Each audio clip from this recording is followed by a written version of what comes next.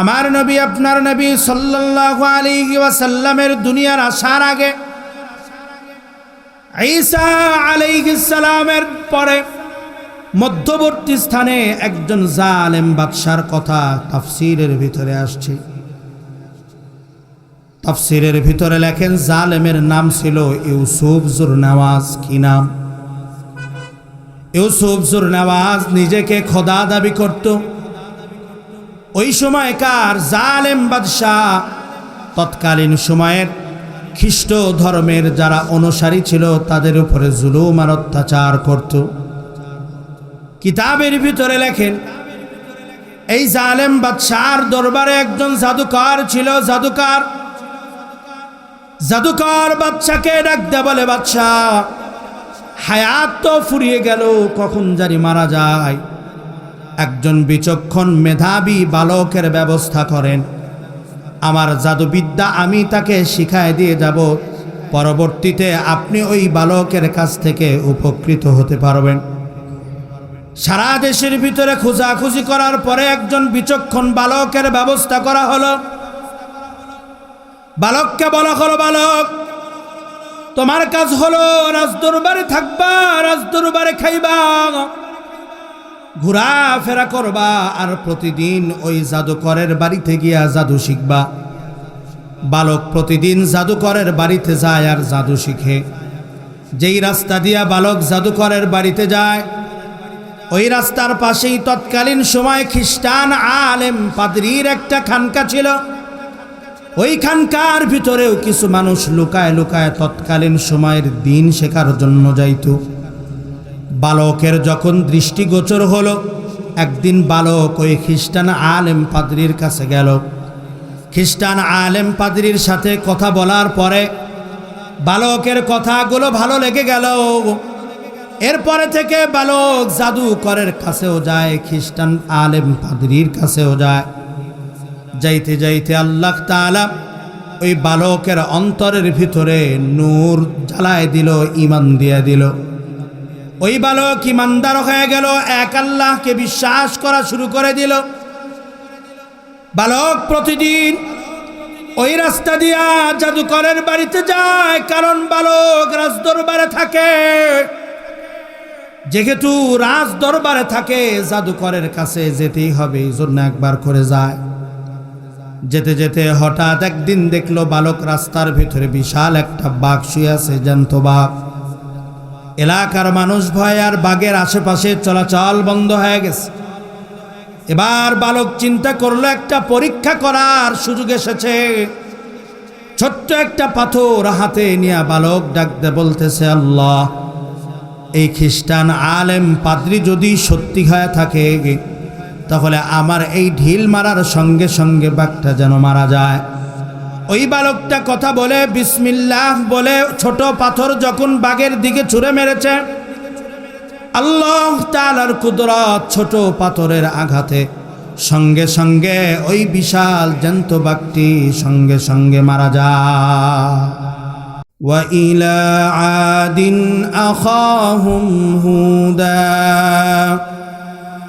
قال يا قوم اعبدوا الله ما لكم من إله غيره। আল্লাহ তাআলা বলেন, আদ জাতির উপরে তাদের ভাই হুদকে আমি তাদের উপরে নবী হিসাবে প্রেরণ করেছিলাম। আবার আল্লাহ তাআলা বলেন, ওয়া ইলা মাদিয়ানা আখাহুম শুআইবা। মাদায়েনবাসীর জন্য আমি আল্লাহ তাদের ভাই শুআইব আলাইহিস সালামকে তাদের উপরে নবীর করে প্রেরণ করেছিলাম। আবার আল্লাহ তাআলা অন্য জায়গায় বলেন, ওয়া ইলা সামুদ আখাহুম ওয়া ইলা সামুদ আখাহুম সালিহা। আবার আল্লাহ তাআলা বলেন, সামুদ জাতির উপরে তাদের ভাই হযরতে সালেহ আলাইহিস সালামকে তাদের উপরে নবী করে পাঠিয়েছিলাম।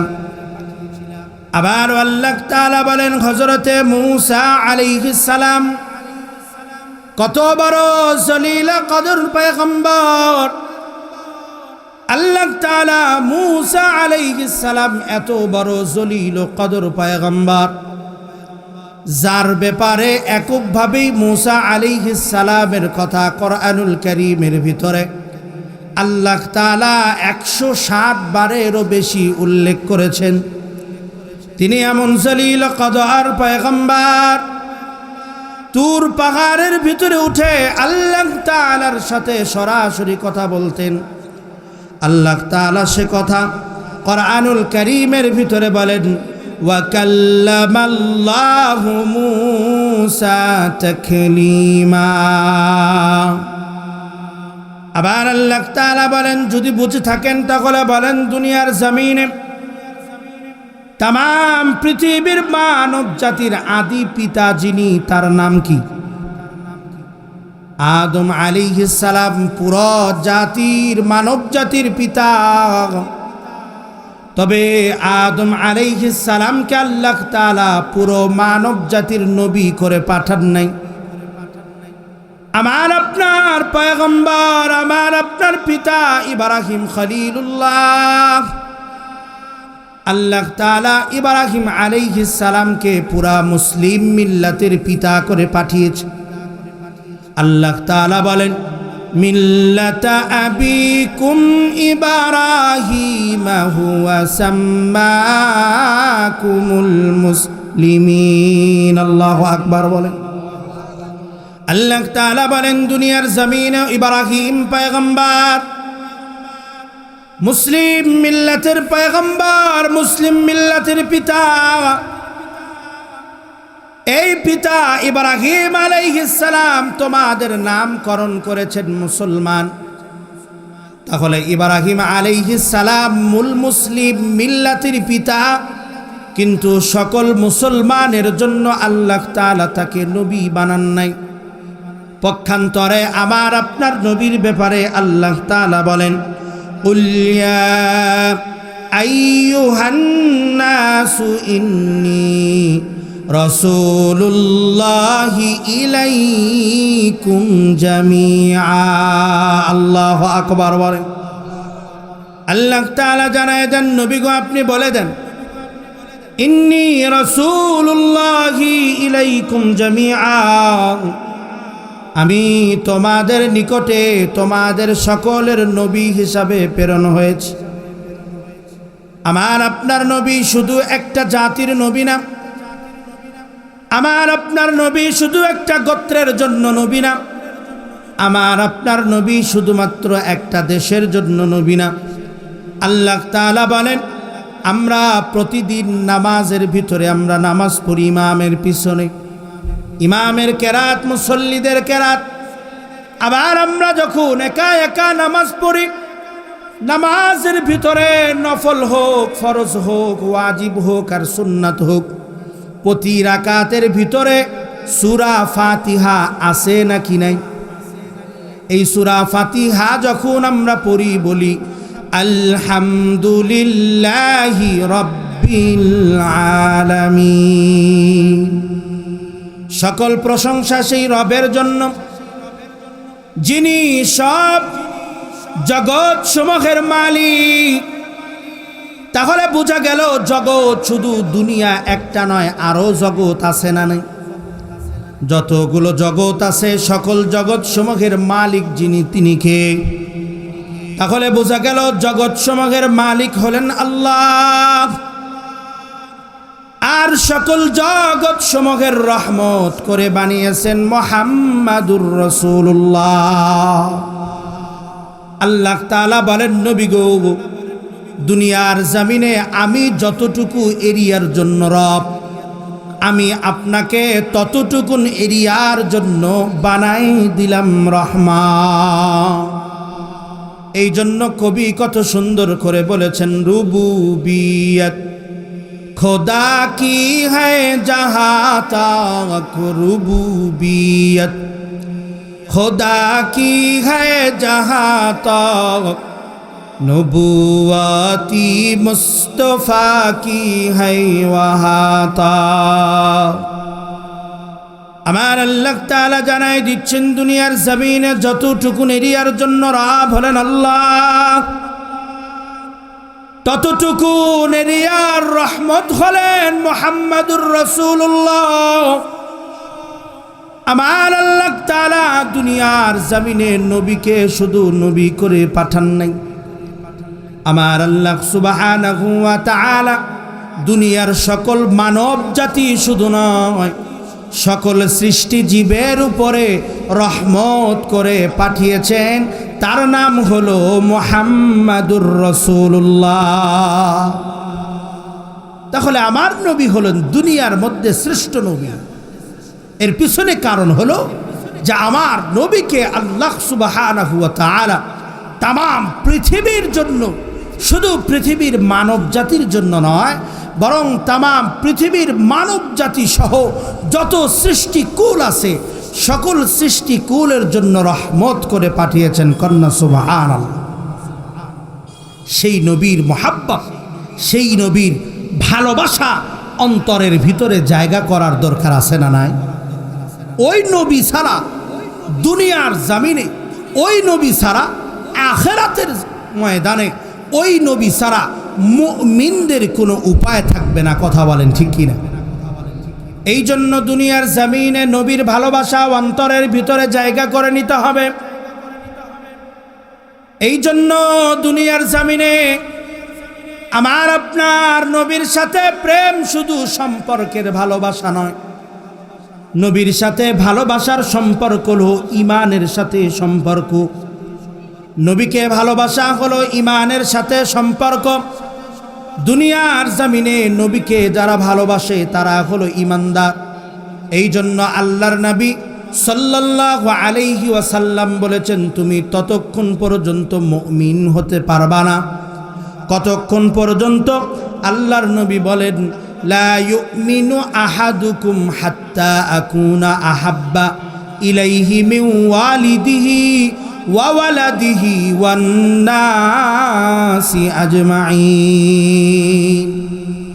আল্লাহর নবী সাল্লাল্লাহু আলাইহি ওয়াসাল্লাম বলেন, দুনিয়ার জমিনে ততক্ষণ পর্যন্ত তুমি মুমিন হতে পারবা না যতক্ষণ পর্যন্ত নিজের পিতা মাতা, সন্তান সন্ততি সহ যারা আছে সবার চাইতে আমি নবীকে তুমি যতক্ষণ পর্যন্ত বেশি মহাব্বত আর ভালোবাসা না দিতে পারবা ততক্ষণ পর্যন্ত দুনিয়ার জমিনে প্রকৃত মুমিন হওয়া যাবে না। এই জন্য দুনিয়ার জমিনে রাসূলের ভালোবাসা অন্তরে জায়গা করার দরকার আছে না নাই? এ মুসলমান, একটু চিন্তা করে দেখেন, আমার আল্লাহ দুনিয়ার জমিনে আমার নবী, আপনার নবী মুহাম্মাদুর রাসূলুল্লাহ সাল্লাল্লাহু আলাইহি ওয়াসাল্লামকে এত দামি করে বানিয়েছেন। ওই নবী সুপারিশ ছাড়া কিয়ামতের ময়দানে কোনো মানুষ জান্নাতে যেতে পারবে না। কিয়ামতের ময়দানে সকল নবীরা জান্নাতের সামনে দাঁড়িয়ে থাকবেন, কিন্তু জান্নাতের দরওয়াজা খোলা হবে না। জান্নাতের প্রহরীকে বলা হবে, জান্নাতের দরওয়াজা খোলা হয় না কেন? জান্নাতের প্রহরী বলবে, যার আগমনে প্রথম জান্নাতের দরওয়াজা খোলা হবে তিনি এখনো আসেন নাই। নবীরা জিজ্ঞাসা করবে, তিনি কে যার আগমন ছাড়া জান্নাতের দরওয়াজা খোলা হবে না? দুনিয়ার জমিনে আমি আপনি কত শ্রেষ্ঠ উম্মত, আমাকে আপনাকে আল্লাহ তাআলা কত শ্রেষ্ঠ করে বানিয়েছেন, একটু চিন্তা করে দেখেন। আল্লাহ তাআলা প্রিয় পয়গম্বর মুহাম্মাদুর রাসূলুল্লাহ সাল্লাল্লাহু আলাইহি ওয়াসাল্লামের আগমন ব্যতীত জান্নাতের দরওয়াজা খোলা আল্লাহ তাআলা নিষেধ করে দিয়েছে। এই জন্য রাসূল মদিনায় শুয়ে আছেন, কিন্তু রাসূলের অন্তরে, উম্মতের অন্তরে রাসূলের মহাব্বত আছে। আমি গরিব, আল্লাহর নবীর রওজা পর্যন্ত যাইতে পারি না, কিন্তু আমার অন্তরের ভিতরে আশা, কখন ওই মদিনার ভিতরে যাব, রাসূলের রওজার কাছে যাব, রাসূলের সালাম দিব, অন্তর ভরে রাসূলের উপরে দরুদ পড়ব। রাসূল যা আমাকে ভালোবাসে, আমিও রাসূলের উপরে ভালোবাসা প্রকাশ করব। এই আশা আমার আপনার অন্তরের ভিতরে আছে না নাই? মদিনা যাইতে পারলাম না, মদিনা দেখতে পারলাম না, মদিনা যাইতে পারলাম না, মদিনা দেখতে পারলাম না। মদিনা নাম কত মধু,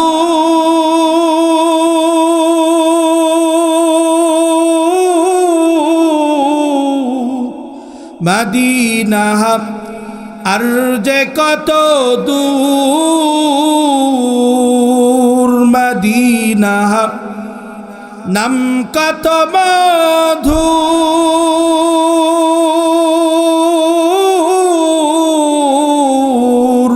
মদিনা আর যে কত দূর। ওই মদিনার পথের ধুলি আমি, ওই মদিনার পথের ধুলি আমি মাখতে পারলাম না, মদিনা যাইতে পারলাম না, মদিনা দেখতে পারলাম না, মদিনা যাইতে পারলাম না, মদিনা দেখতে পারলাম না। মদিনা নাম কত সুন্দর,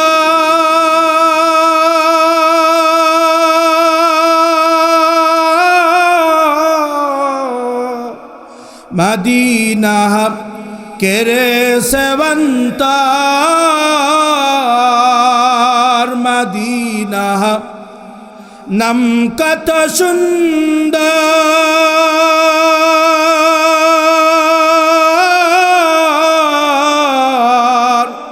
মদিনা কেরে সেবন্তার। পাখির নেহে ডানা থাকিলে, পাখির নেহে ডানা থাকিলে উড়ে যাইতাম, মদিনা যাইতে পারলাম না, মদিনা দেখতে পারলাম না, মদিনা যাইতে পারলাম না, মদিনা দেখতে পারলাম না। আমার আপনার নবীকে আল্লাহ সুবহানাহু ওয়া তাআলা এই পৃথিবীর জমিনে শ্রেষ্ঠ মানব এবং শ্রেষ্ঠ নবী হিসাবে প্রেরণ করেছেন। এবং আমার আপনার নবী দুনিয়ার উম্মতকে সবচেয়ে বেশি ভালোবাসতেন, নিজের পরিবারের চাইতে, নিজের পিতামাতার চাইতে, নিজের সন্তানের চাইতে আমার নবী উম্মতের ভালোবাসা তার অন্তরের ভিতরে বেশি ছিল। সেই নবী বলেন যে উম্মত, দুনিয়ার জমিনে তুমি ততক্ষণ পর্যন্ত মুমিন হতে পারবা না যতক্ষণ পর্যন্ত তুমি দুনিয়ার জমিনে প্রকৃত মুমিন হতে ততক্ষণ পারবা না যতক্ষণ পর্যন্ত আমি নবীর ভালোবাসা তোমার অন্তরের ভিতরে জাগ্রত না। আমার ভাইরা, দুনিয়া থেকে একদিন মরে যেতেই হবে। যাওয়া লাগবে কি লাগবে না বলেন? দুনিয়া থেকে মরার দরকার আছে না নাই? একদিন মরে যেতেই হবে। কিন্তু চিন্তা করে দেখেন, আমি আপনি যদি মুমিন ইমানদার না হয়ে মারা যায় তাহলে আমার আপনার এই জিন্দেগির কোনো দাম নাই। কিন্তু দুনিয়ার জামিনে যদি ইমানদার হয়ে মুমিন হয়ে দুনিয়া থেকে ইন্তেকাল আর মৃত্যুবরণ করা যায় তাহলে দুনিয়ার প্রত্যেকটি মানুষের দাম আখেরাতে আছে না নাই? মুমিন দুনিয়াতে মরে কিন্তু হারে না। যারা ইমানদার তারা দুনিয়া থেকে মরে কিন্তু হারে না। ইমানদার কখনো হেরে যায় না, মুমিন কখনো হেরে যায় না। ইমানদারের মৃত্যু হয় আল্লাহ তাআলা ইমানদারের মৃত্যুর মাধ্যমে দুনিয়ার ভিতরে দ্বীন আর ইসলামকে জিন্দা করে দেন। কন্যা সুবহানাল্লাহ। মুমিন কখনোই হেরে যায় না। এই জন্য আমার আল্লাহ সুবহানাহু ওয়া তাআলা এই দুনিয়ার জমিনে আমাকে আপনাকে পাঠিয়েছেন একমাত্র গোলামি করতে হবে কার? কথা বলেন কার? ওই আল্লাহর গোলামি করার জন্য দুনিয়াতে পাঠিয়েছেন। আমার ভাইয়েরা, দুনিয়াতে যতদিন হায়াত আছে ওই আল্লাহর গোলামি করে দুনিয়া থেকে বিদায়ী হওয়ার চেষ্টা করবেন, দিনদার হয়ে ইমানদার হয়ে মরার চেষ্টা করবেন। তাহলে ইমানদারের মৌত কখনো বিফলে যায় না, বরং আপনার মৌতের মাধ্যমে আল্লাহ তাআলা দুনিয়ার জমিনে ইসলামকে প্রতিষ্ঠা করে দিবেন। আমার নবী, আপনার নবী সাল্লাল্লাহু আলাইহি ওয়াসাল্লামের দুনিয়ার আসার আগে ঈসা আলাইহিস সালামের পরে মধ্যবর্তী স্থানে একজন জালেম বাদশার কথা তাফসীরের ভিতরে আসছে। তাফসীরের ভিতরে লেখেন জালেমের নাম ছিল ইউসুফ জুরনাওয়াজ। কি নাম? ইউসুফ জুরনাওয়াজ নিজেকে খোদা দাবি করত। ওই সময়কার জালেম বাদশাহ তৎকালীন সময়ের খ্রিস্ট ধর্মের যারা অনুসারী ছিল তাদের উপরে জুলুম আর অত্যাচার করত। কিতাবের ভিতরে লেখেন এই জালেম বাদশার দরবারে একজন জাদুকর ছিল। জাদুকর বাদশাকে ডাক দেয়া বলে, বাদশাহ হায়াত তো ফুরিয়ে গেল, কখন জানি মারা যায়। একজন বিচক্ষণ মেধাবী বালকের ব্যবস্থা করেন। আমার জাদুবিদ্যা আমি তাকে শিখায় দিয়ে যাব, পরবর্তীতে আপনি ওই বালকের কাছ থেকে উপকৃত হতে পারবেন। সারা দেশের ভিতরে খোঁজাখুঁজি করার পরে একজন বিচক্ষণ বালকের ব্যবস্থা করা হলো। বালককে বলা হলো, বালক তোমার কাজ হলো রাজদরবারে থাকবা, রাজদরবারে খাইবা, ঘোরাফেরা করবা, আর প্রতিদিন ওই জাদুকরের বাড়িতে গিয়া জাদু শিখবা। বালক প্রতিদিন জাদুকরের বাড়িতে যায় আর জাদু শিখে। যেই রাস্তা দিয়া বালক জাদুকরের বাড়িতে যায় ওই রাস্তার পাশেই তৎকালীন সময় খ্রিস্টান আলেম পাদ্রীর একটা খানকা ছিল। ওই খানকার ভিতরেও কিছু মানুষ লুকায় লুকায় তৎকালীন সময়ের দিন শেখার জন্য যাইত। বালকের যখন দৃষ্টিগোচর হলো, একদিন বালক ওই খ্রিস্টান আলেম পাদ্রীর কাছে গেল।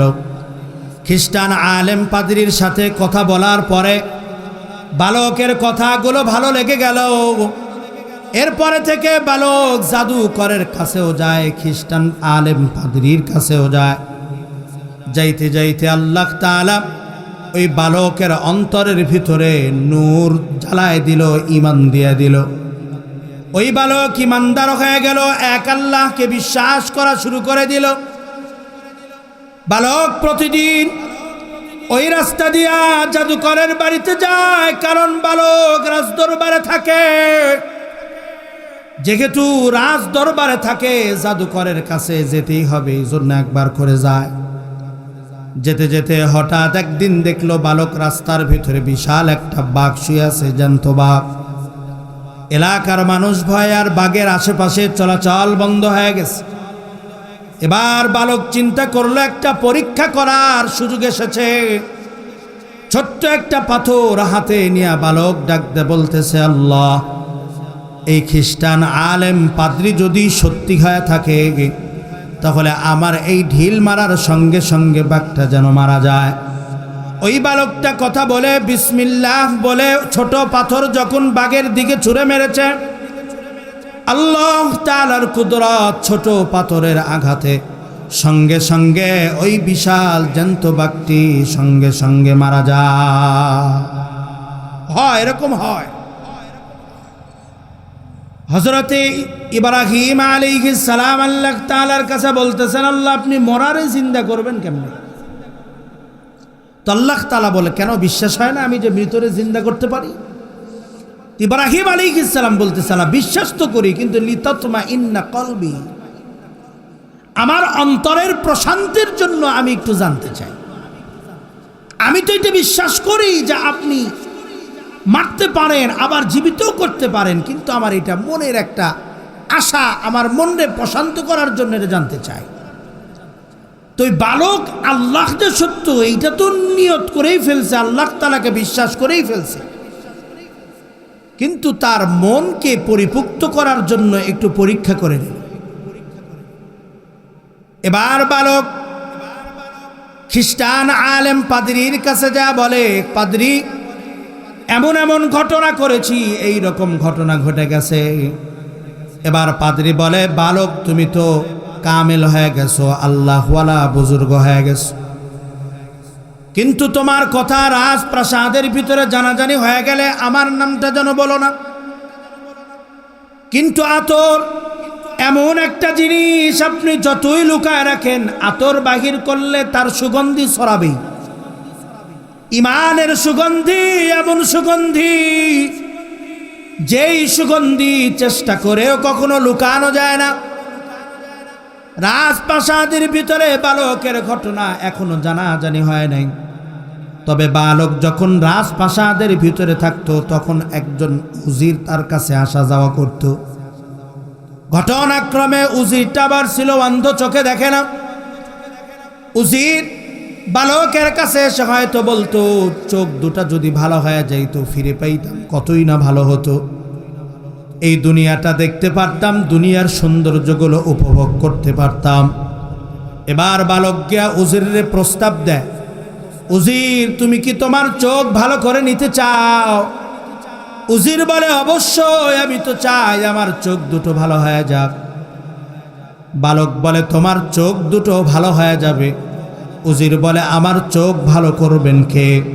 বালক বলেন, তোমার চোখ যিনি ভালো করবেন তিনি হলেন আল্লাহ। তবে শর্ত হলো, চোখ ভালো হয়ে যাওয়ার পরে এক আল্লাহর উপরে ঈমান আনতে হবে। উজির রাজি হয়ে গেছে। বালক বিসমিল্লাহ বলে উজিরের চোখে হাত দিছে। আল্লাহ তাআলার কুদরতে উজিরের চোখ দুটো ভালো হয়ে গেছে, দৃষ্টিশক্তি ফিরে পেয়েছে। এবার উজির পরের দিন সকালবেলায় রাজ দরবারের ভিতরে গেছে। উজির তো আগে অন্ধ ছিল, চোখে দেখতো না, কিন্তু এখন তো চোখে দেখে। বাদশাহ জিজ্ঞাসা করেছে, তোমার চোখ ভালো হলো কেমনে? উজির কথা বলে না। উজিরের উপরে অত্যাচার নির্যাতন শুরু হয়েছে। এক সময় উজির বলে দিয়েছে, বালক আমার চোখ ভালো করে দিয়েছে আল্লাহর নাম নিয়ে। আমি ওই বালকের আল্লাহর উপরে ঈমান এনে ফেলেছি, আমি মুসলমান হয়ে গেছি।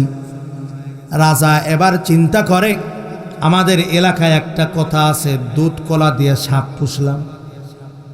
আপনাদের এলাকায় বলে না? এখন বাদশা চিন্তা করতেছে, এতদিন ভাত কাপড় দিয়ে আমার দুশ্মন পালছি, আমি যে এক আল্লাহর দাবি করি, আমার আল্লাহ তার দাবি করার পিছনে একমাত্র শত্রু এখন এই বালক হয়ে যাবে। এই বালককে আর দুনিয়ার জমিনে বাঁচায় রাখা যাবে না। সৈনিকদের অর্ডার দিয়েছে, যাও বালককে নিয়ে ওই উঁচু পাহাড়ের চূড়ায় যাও, উঁচু পাহাড়ের চূড়া থেকে বালকের নিচে ফালায় দিবা। ওই বালক পাহাড় থেকে পড়ে হাড়গুলো চূর্ণ বিচূর্ণ হয়ে সেখানেই মারা যাবে। সৈন্যগুলো বালককে নিয়ে পাহাড়ের উঁচু চূড়ায় উঠে গেছে। আল্লাহ তাআলার কুদরত, পাহাড়ের ভিতরে কম্পন শুরু হয়ে গেছে। পাহাড় থেকে সমস্ত সৈনিকরা পরে মারা গিয়েছে। আল্লাহ তাআলা বালককে হেফাজত করেছে। ওই বালক রাজ দরবারে একা একা এসে হাজির হয়ে গেছে। বাদশা এবার বলে, তুমি আসলে আর সব কোথায়? বলে, সবাই তো মারা গেছে, তুমি বাঁচলে কেমনে? বালক বলে, আমার যিনি বানাইছে বাঁচিয়েছেন তিনি হলেন আমার আল্লাহ। যে ব্যক্তি নিজের এই খোদা দাবি করে, তার সামনে যদি আর এক খোদার কথা বলা হয় তার কাছে ভালো লাগবে নাকি? এই কথাগুলো তো তার অন্তরের ভিতরে তীরের মতো বাজে। সে আরো রেগে গেছে। আরো সৈনিকদের ডাকতে বলে, যাও সমুদ্রের মাঝখানে নিয়ে যাও, সমুদ্রের মাঝপথে নিয়ে যাও, বিষাক্ত বড় বড় প্রাণী যেখানে আছে সেখানে তাকে ফালায় দাও। বড় প্রাণী তাকে খেয়ে ফেলবে, সেখানেই তার মৌত হয়ে যাবে। নৌকার ভিতরে করে বালকরে সমুদ্রের মাঝখানে নিয়ে যাওয়া হয়েছে। আল্লাহর কুদরতে ঝড় শুরু হয়ে গেছে, বাতাস শুরু হয়ে গেছে, নৌকা ডুবে গেছে, সবাই মারা গিয়েছে। আল্লাহ তাআলা বালকরে হেফাজত করেছেন। ওই বালক আবার রাজ দরবারে এসে হাজির হয়ে গেছে। এই সময়ের মধ্যে সারা দেশের ভিতরে কথা চালু হয়ে গেছে, সবার কানে কানে পৌঁছে গেছে বাদশাহ একজন বালকরে মারতে চায় কিন্তু মারতে পারে না। বাদশার ইগোর ভিতরে রেগে গেছে, বাদশাহ আরো রেগে গেছে। বালক বাদশারে ডাক দে বলে, বাদশাহ তুমি তোমার পদ্ধতিতে যতই চেষ্টা করো তুমি আমারে মারতে পারবা না। তুমি যদি আমারে মারতে চাও তাহলে আমার বলা পদ্ধতি অবলম্বন করতে হবে। দেখবেন মানুষ যখন রাগের উপরে থাকে, প্রতিশোধ নেওয়ার চিন্তার ভিতরে থাকে, গুসা হয়ে থাকে, তখন মানুষ ওই কাজটাই করে যেই কাজ করলে তার ক্ষতি হয়ে যাবে। মূসা আলাইহিস সালামের জামানায় ফেরাউন মূসা নবীরে বনি ইসরাইল সহ ধাওয়া করছে। মূসা আলাইহিস সালাম সমুদ্রের পাশে গিয়া আল্লাহ তাআলারে দোয়া করে, আল্লাহ এখন উপায় কি? আল্লাহ তাআলা বলে, চিন্তার কোনো কারণ নাই, সমুদ্রের ভিতরে রাস্তা হয়ে গেছে। সুবহানাল্লাহ। মূসা আলাইহিস সালাম বনি ইসরাইলের সবাইকে নিয়ে পার হয়ে গেছে। ফেরাউন যায় দেখে কত সুন্দর পথ, কিন্তু ফেরাউন একথা চিন্তা করে নাই এই রাস্তা তো আল্লাহ তাআলা মূসার জন্য বানিয়েছে, আমার জন্য না। আল্লাহ তাআলা মূসা আলাইহিস সালামের জন্য রাস্তা বানিয়েছিলেন। মূসা আলাইহিস সালাম তার সঙ্গীদেরকে নিয়ে পার হয়ে গেছে। ফেরাউন যখন তার সকল সৈন্য নিয়ে ওই রাস্তার ভিতরে রওনা হয়েছে, মাঝপথে যাওয়ার পরে আল্লাহ তাআলা পানিরে অর্ডার দিছে, সবাই রে সমুদ্রের ভিতরে সুবাই সুবাই মেরেছে। মানুষ যখন রেগে থাকে তখন তার অবস্থা স্বাভাবিকভাবে থাকে না, তার ব্রেন সঠিকভাবে কাজ করে না, তার যেই কাজ করলে ক্ষতি হবে ওই কাজ সে বেশি করে করে। বাদশাহ বলতেছে, বলো তোমারে কোন উপায়ে মারা যাবে, কারণ আমার খোদাই দাবি করার পথে একমাত্র বাধা হলো এই বালক, যে কোনো উপায়ে এই বালককে আমার হত্যা করতে হবে।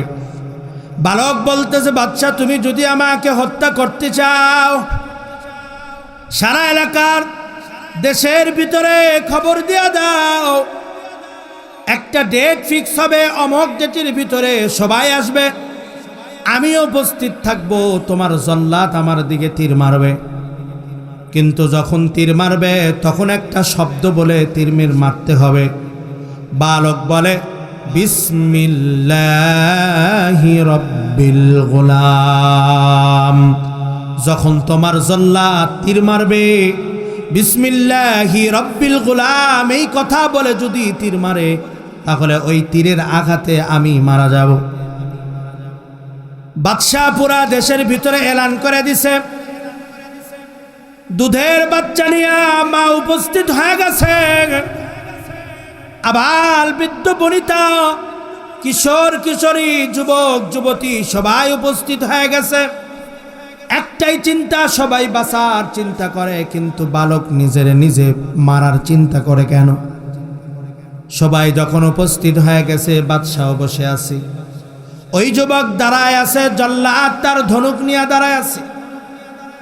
এখন ধনুক ছুঁড়ে মারবে, ওই সময় সকল মানুষের কানের ভিতরে বাজে, জল্লাদ একটা শব্দ উচ্চারণ করে, বিসমিল্লাহি রব্বিল গুলাম। এর মানে হলো, বিসমিল্লাহ, আমি এই তীর মারা শুরু করতেছি আল্লাহর নামে, ওই আল্লাহর নামে যে আল্লাহ হলেন এই বালকের রব, ওই রবের নামে আমি জল্লাদ তীর ছুঁড়ে মারলাম। যখন উপস্থিত সকল মানুষ শুনেছে বিসমিল্লাহি গুলাবি রব্বিল গুলাম, জল্লাদ তীর মারার সময় বলেছে বিসমিল্লাহি রব্বিল গুলাম, সবাই বুঝে গিয়েছে এই বাদশাহ যতই নিজেকে খোদাই দাবি করুক, বাদশার ওয়ার্ডারে বালক মরে নাই, বরং বালক তো মরেছে ওই আল্লাহর ওয়ার্ডারে, যে আল্লাহর নাম নিয়া জল্লাদ তীর চালিয়েছে ওই আল্লাহর হাতেই জীবন, ওই আল্লাহর হাতেই মরণ। সব উপস্থিত মানুষেরা এক বাক্যে ঈমান এনে বলে দিয়েছে, আমানতু বিরব্বিল গোলাম। ওই বালকের রব যিনি, আমরা সবাই মিলে ওই বালকের রবের উপরে ঈমান আনলাম। তাহলে কি বুঝলে? ঈমানদার মরে গেল। এখন যদি বুঝে থাকেন তাহলে বলেন, বালক মরে গেল নাকি হেরে গেল নাকি জিতে গেল?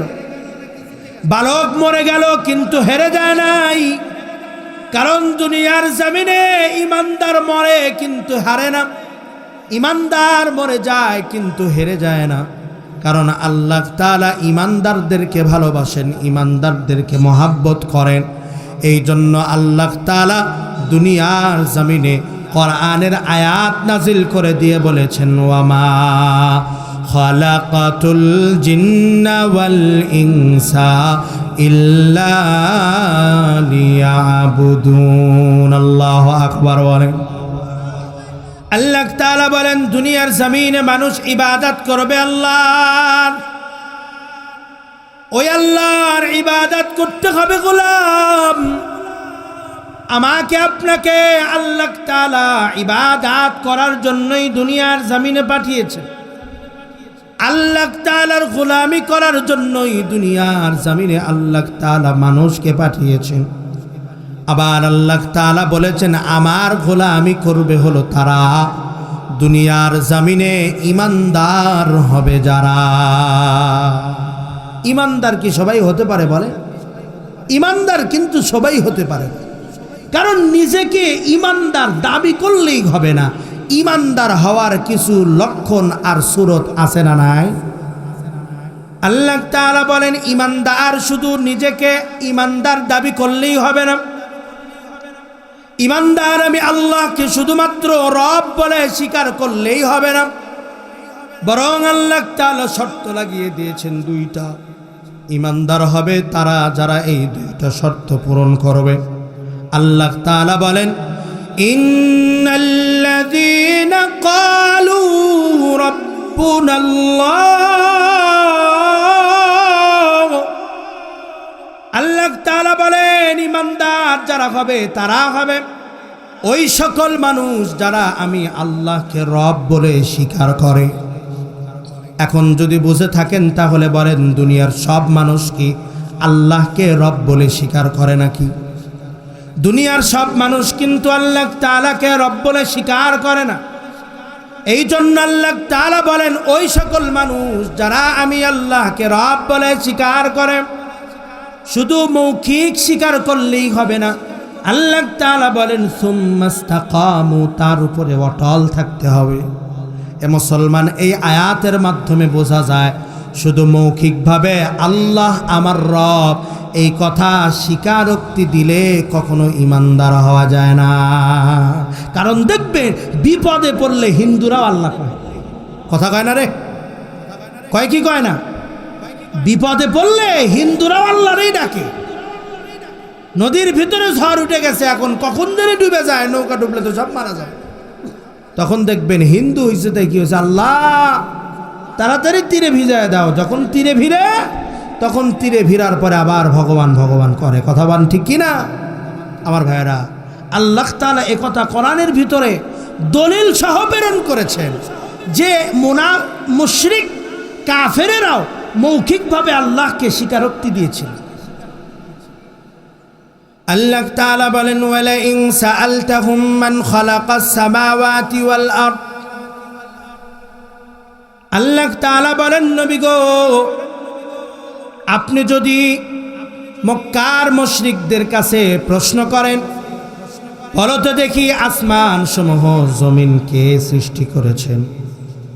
আল্লাহ তাআলা বলেন, তারা তাদের দেবদেবীদের কথা বলবে না, লাত মানাত উজ্জার কথা বলবে না, বরং আল্লাহ তাআলা দুইটা তাকিদ যুক্ত করে দিয়ে বলেন, লা ইয়াকুলুন্নাল্লাহ। আল্লাহ তাআলা বলেন, ওই মক্কার মুশরিকরা বলবে, আসমান এবং জমিনের মালিক হলেন আল্লাহ। সুবহানাল্লাহ। খারাপ লাগতেছে আপনাদের ভাইরা? চলবে?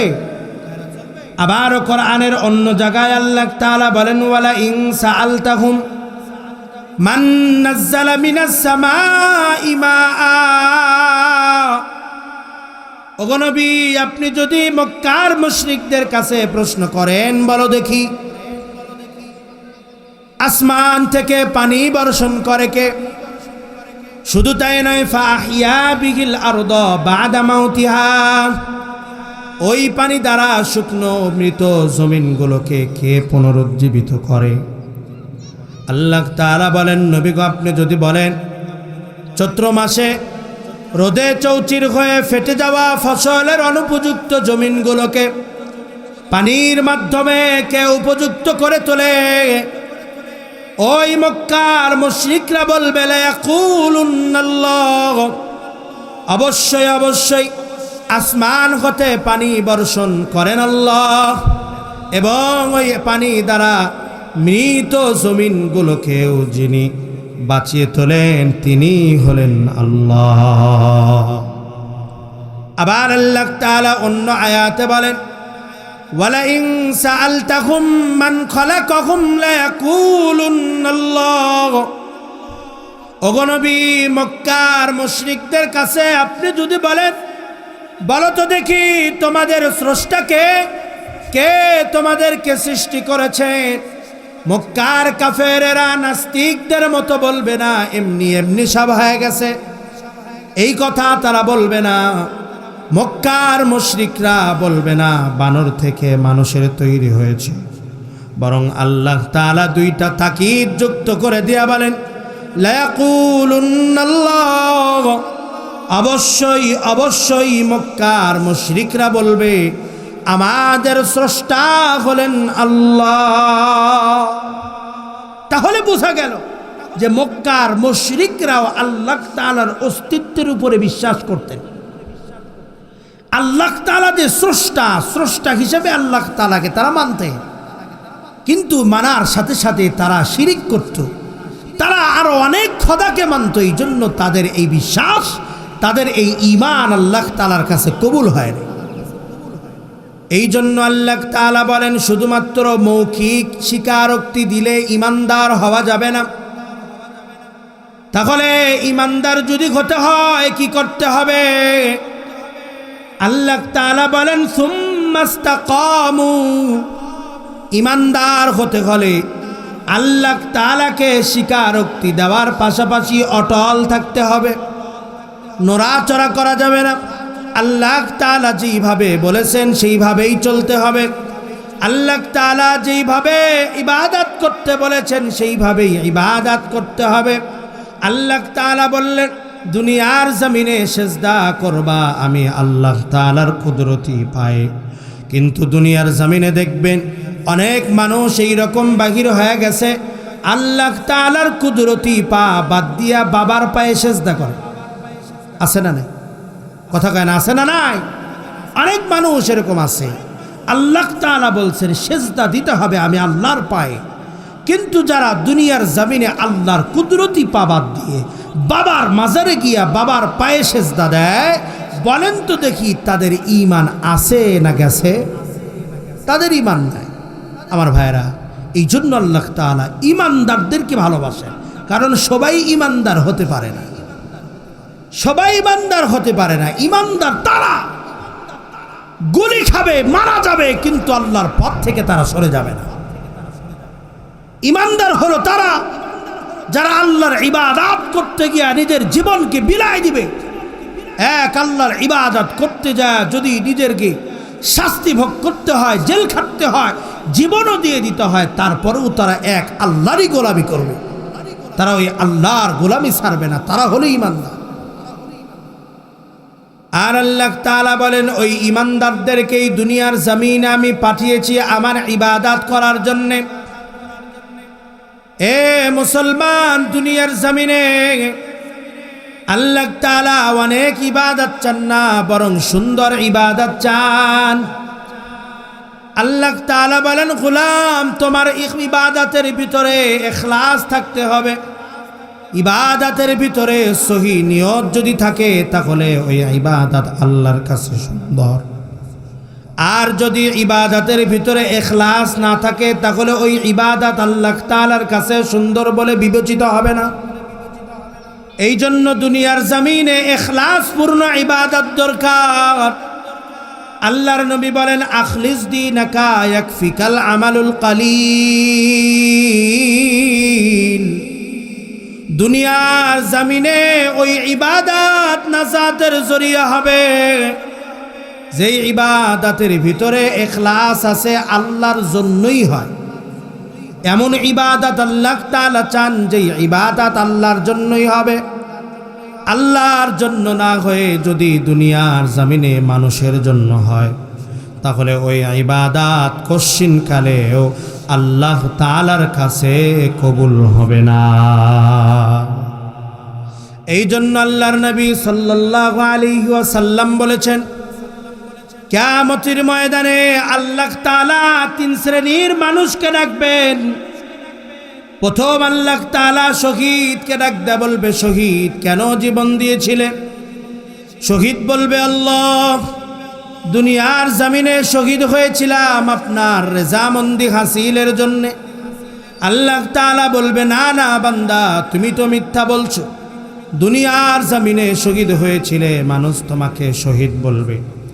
16 ডিসেম্বরের মধ্যে তোমার কবরে মানুষ ফুল দিবে, মানুষ তোমাকে নিয়ে আলোচনা করবে, তোমার নামে মিছিল বাগির হবে, সংগঠন হবে। এই জন্য জীবন দিয়েছিলে।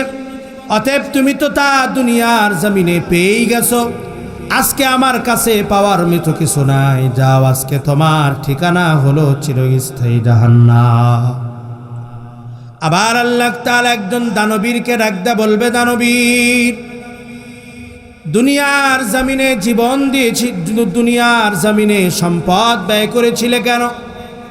দানবীর বলবে, আল্লাহ দুনিয়ার জমিনে সম্পদ ব্যয় করেছিলাম আপনার সন্তুষ্টি অর্জন করার জন্যে। আল্লাহ তাআলা বলবে, না না মিথ্যা বলছো। তুমি তো দুনিয়ার জমিনে সম্পদ ব্যয় করেছিলে, মানুষ তোমাকে দানবীর বলবে, মানুষ তোমার প্রশংসা করবে, মানুষ তোমার দান শুনে মারহাবা দিবে, এই জন্য দান করেছিলে।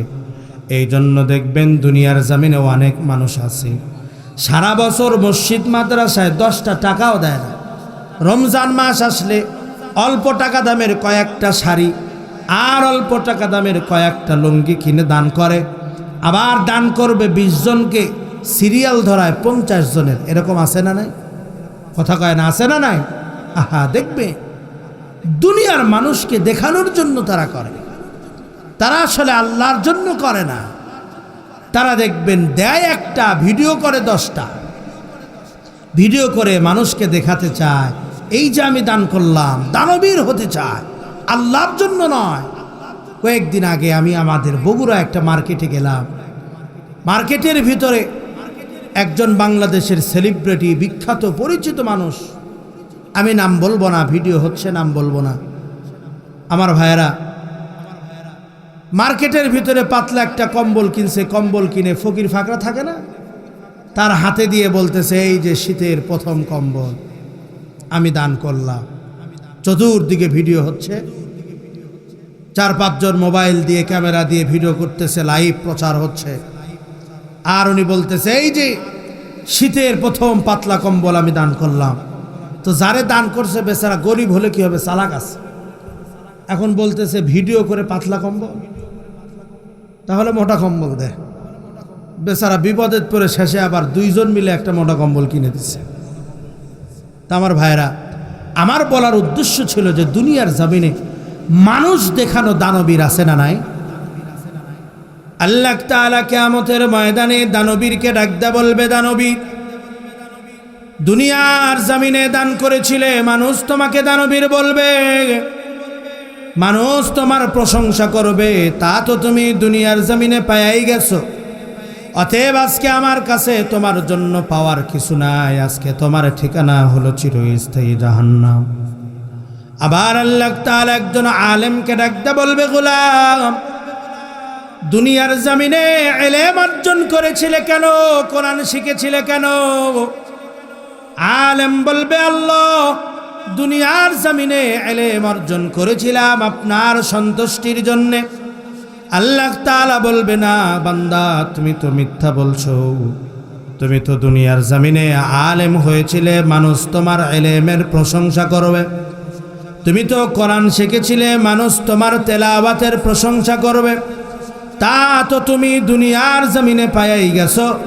অর্থাৎ দুনিয়ার জমিনে তোমার কথার প্রশংসা হয়েছে, তোমার তেলাওয়াতের প্রশংসা হয়েছে, তোমার ওয়াজের প্রশংসা হয়েছে। অতএব আজকে আমার কাছে তোমার পাওয়ার মতো কিছু নাই। আজকে চলে যাও, তোমার ঠিকানা হলো চিরস্থায়ী জাহান্নাম। একটু খেয়াল করে বোঝেন, একজন মানুষ তার জীবনটাই দিয়ে দিয়েছে, আর একজন মানুষ তার জীবনের সকল উপার্জিত সম্পদগুলো দিয়ে দিয়েছে। আর একজন মানুষ দুনিয়ার কথা চিন্তা না করে আলেম হয়েছে। এই সকল কাজগুলো আল্লাহ তাআলার কাছে কবুল হয় নাই। কেন কবুল হলো না? বরং উল্টা এই কাজগুলো তাদের জাহান্নামে যাওয়ার কারণ হয়ে গেছে। বলে এই ইবাদতগুলো আল্লাহ তাআলার কাছে কবুল হয় নাই, এর পিছনে কারণ হলো ইবাদত করেছে কিন্তু আল্লাহর জন্য হয় নাই, মানুষ দেখানোর জন্য ইবাদত করেছে, এই জন্য কবুল হয় নাই। জাহান্নামে যাওয়ার কারণ হলো কেন? যদি বুঝে থাকেন তাহলে বলেন, ইবাদত পাওয়ার একমাত্র হকদার কে? ইবাদত পাওয়ার একমাত্র হকদার হলেন আল্লাহ। দুনিয়ার জমিনে মানুষ দেখানোর জন্য ইবাদত, এইটা হলো শিরিক। প্রথম কথা, মানুষ ইবাদত মানুষ দেখানোর জন্য শিরিক যুক্ত ইবাদত আল্লাহ তাআলার কাছে কবুল হয় না, এটা বাদ। দুই নাম্বার, হক ছিল আল্লাহর, মানুষ দেখানোর জন্য করার কারণে আল্লাহ তাআলার হক নষ্ট হয়েছে। এই জন্য এই ইবাদত জান্নাত নয় বরং জাহান্নামে যাওয়ার কারণ হয়ে গেছে। এই জন্য আল্লাহর নবী সাল্লাল্লাহু আলাইহি ওয়াসাল্লাম বলেন, দুনিয়ার জমিনে অল্প ইবাদত কিন্তু সুন্দর ইবাদত দরকার। ও মুসলমান, আল্লাহ তাআলা অনেক বেশি ইবাদত চান না, তবে আল্লাহ তাআলা মানুষের কাছ থেকে সুন্দর কিছু ইবাদত চান। এমন ইবাদত যে ইবাদতের ভিতরে ইখলাস থাকবে, ওই ইবাদত আল্লাহ তাআলার কাছে সুন্দর বলে বিবেচিত হবে এবং ওই সুন্দর ইবাদতের কারণে আল্লাহ তাআলা কিয়ামতের ময়দানে নাজাতের ফয়সালা করে দিবে। এই জন্য সুন্দর ইবাদত, অনেক ইবাদত কিন্তু ইখলাস নাই, অনেক ইবাদত কিন্তু নিয়ত ঠিক নাই, ওই ইবাদতের কোনো দাম আছে বলেন? কিন্তু অল্প ইবাদত আল্লাহ তাআলার কাছে দামি যদি ইখলাস পূর্ণ হয়, শুধুমাত্র আল্লাহর জন্য ইবাদত, ওই ইবাদত আল্লাহ তাআলা কবুল করেন এবং খুশি হয়া দুনিয়া থেকেই জান্নাতের সার্টিফিকেট দিয়ে দেন। কন্যা সুবহানাল্লাহ। রাসূলের একজন সাহাবীর ঘটনা শুনে আপনাদের। রাসূল আকরাম সাল্লাল্লাহু আলাইহি ওয়াসাল্লাম মসজিদে নববীর ভিতরে ফজরের নামাজ আদায় করাবেন। ফজরের নামাজের পূর্বে আল্লাহর নবী সাল্লাল্লাহু আলাইহি ওয়াসাল্লাম সাহাবীদেরকে বলতেছেন, সাহাবীরা, এই মুহূর্তে মসজিদের দরওয়াজা দিয়ে ঢুকবে যিনি, তিনি হলেন জান্নাতি। সুবহানাল্লাহ। সকল সাহাবীদের নজর মসজিদের দরওয়াজার দিকে। কে এত বড় কপালওয়ালা, আল্লাহর নবী যাকে জান্নাতি বলে ঘোষণা করেছে। সবাই তাকায় দেখে একজন ব্যক্তি মসজিদের ভিতরে ঢুকলো, মাত্র ওযু করছে, দাড়ি এখনো ভেজা। প্রথম দিন চলে গেল, দ্বিতীয় দিন আল্লাহর নবী সাল্লাল্লাহু আলাইহি ওয়াসাল্লাম আবারও ফজরের পূর্বে সাহাবীদেরকে ডাকতে বলেন, সাহাবায়ে কেরাম, এই মুহূর্তে মসজিদের দরওয়াজা দিয়া যে ঢুকবে সে জান্নাতি। আবারও সাহাবীদের নজর মসজিদের দরওয়াজার দিকে। কোন কপালওয়ালা যাকে আল্লাহর নবী জান্নাতি বলে ঘোষণা করেছেন। সবাই তাকায় দেখে গতদিন যেই ব্যক্তি যে অবস্থায় মসজিদে এসেছিলেন, আজকে একই ব্যক্তি একই অবস্থা, মাত্রই ওযু করে আসছে, মসজিদের ভিতরে ঢুকলেন। দ্বিতীয় দিন চলে গেল, তৃতীয় দিন আবার আল্লাহর নবী সাল্লাল্লাহু আলাইহি ওয়াসাল্লাম একই সময় ফজরের এক মুহূর্তে সাহাবায়ে কেরামকে লক্ষ্য করে বলছেন, ও সাহাবায়ে কেরাম, এই মুহূর্তে মসজিদের দরওয়াজা দিয়ে যে ঢুকবে সে ব্যক্তি জান্নাতি। সকল সাহাবীরা মসজিদের দরওয়াজার দিকে তাকায় আছে। তাকায় থাকে, দেখে গত 2 দিন যেই ব্যক্তি মসজিদের ভিতরে ঢুকছে, আজকে একই মানুষ ঢুকছে। সুবহানাল্লাহ। লাগাতার 3 দিন যেই ব্যক্তিকে রাসূলুল্লাহ সাল্লাল্লাহু আলাইহি ওয়াসাল্লাম জান্নাতি বলে ঘোষণা করেছেন, সে যে জান্নাতি, এই ব্যাপারে কি আর কোনো সন্দেহ আছে নাকি? ফজরের পরে রাসূলের একজন সাহাবী আব্দুল্লাহ ইবনে আমর ইবনুল আস রাদিয়াল্লাহু তাআলা আনহু ওই সাহাবীর পিছ ধরছে। তার কাছে যায় বলে, ভাই, আমি 3 রাত আপনার বাড়িতে মেহমান হতে চাই। কারণ সাহাবীর চিন্তা একটাই, এই সাহাবীর যেহেতু রাসূলুল্লাহ 3 দিন জান্নাতি বলে ঘোষণা করেছেন, তাহলে নিশ্চয়ই এই সাহাবীর ভিতরে স্পেশাল কোনো আমল আছে। এই জন্য রাসূলুল্লাহ সাল্লাল্লাহু আলাইহি ওয়াসাল্লাম তাকে জান্নাতি বলেছেন।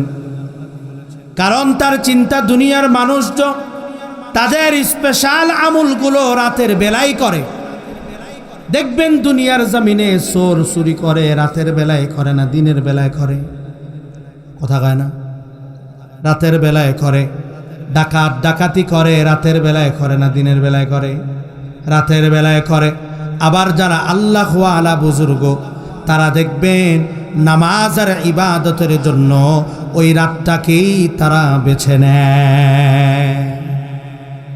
এই জন্য সাহাবী চিন্তা করেছে রাতের বেলায় স্পেশাল আমল করে, তার বাড়িতে থেকে আমি দেখব কোন ইবাদত সে করে। সাহাবী বলতেছে, কোনো সমস্যা নাই। অন্য আরেক বর্ণনায় আসছে ওই সাহাবীর নাম ছিল সাআদ বিন মুআজ রাদিয়াল্লাহু আনহু। সাআদ ডাকতে বলতেছে, এশারের নামাজ পড়ে আমার সাথে যাবা। এশারের নামাজ পড়ে আব্দুল্লাহ ইবনে আমর ইবনুল আস রাদিয়াল্লাহু তাআলা আনহু তার বাড়িতে গেছে। বাড়ির সামনে কাছারি ঘর, আগে কিন্তু কাছারি ঘর ছিল, এখন আর নাই। কাছারি ঘরের ভিতরে থাকতে দিয়েছেন। সারা রাত জেগে আছে, চিন্তা করে কখন কোনো ইবাদত করে।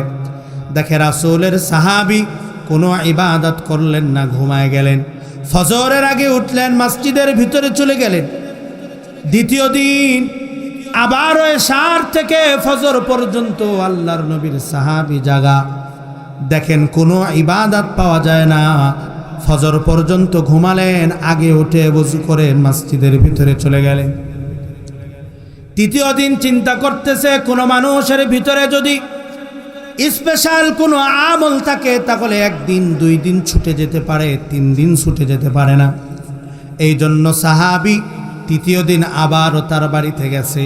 সারা রাত জেগে আছে, কি ইবাদত করে, কিন্তু সারা রাতে এমন কোনো ইবাদত তিনি পান নাই। ফজরের নামাজের পরে তিনি বলছেন, ভাই, আপনার বাড়িতে 3 রাত ছিলাম, আমার নিজের কোনো সমস্যার কারণে না, কারণ আল্লাহর নবী আপনাকে 3 দিন লাগাতার জান্নাতি বলে ঘোষণা করেছে।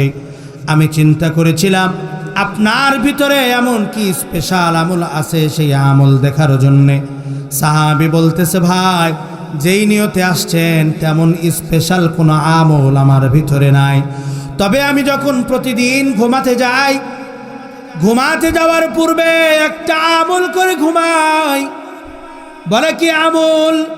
বলে, আমি যখন প্রতিদিন ঘুমানোর জন্য বিছানায় যাই, ঘুমানোর পূর্বে সারাদিন যারা যারা আমাকে কষ্ট দিয়েছে, আমি তাদের সবাইকে আল্লাহর জন্য মাফ করে দিয়ে ঘুমাতে যাই।